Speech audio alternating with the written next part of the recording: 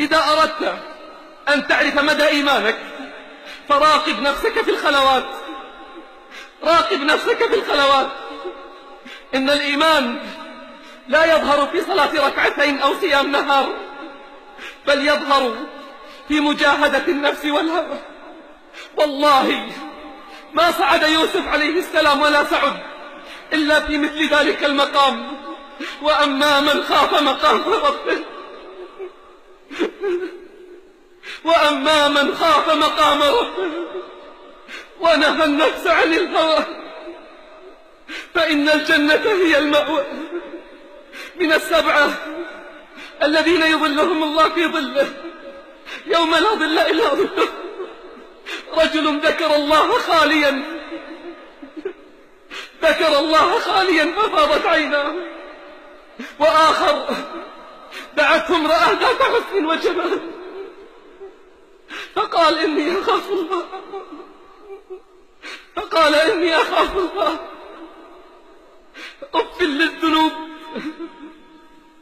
أف للذنوب ما أقبح آثارها وما أسوأ أخبارها.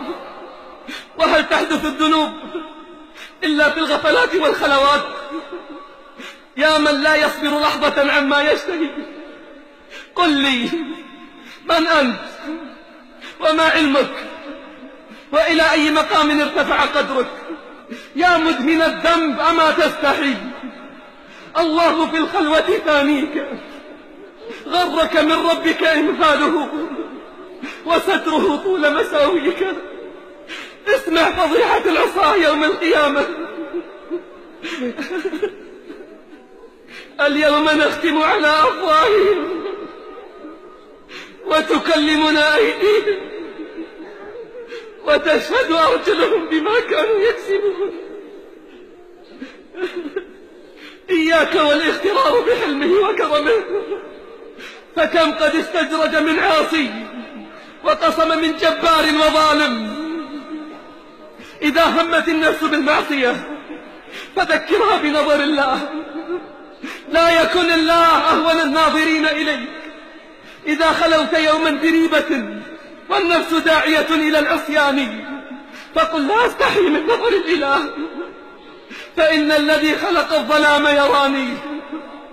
الله الله في مراقبة الحق جل في علاه، الله الله في الخلوات، الله الله في البواطن، الله الله في النيات، فإن عليكم من الله عينا ناظرة. فسبحان الذي يراك حين تقوم وتقلبك في الساجدين، إنه هو السميع العليم.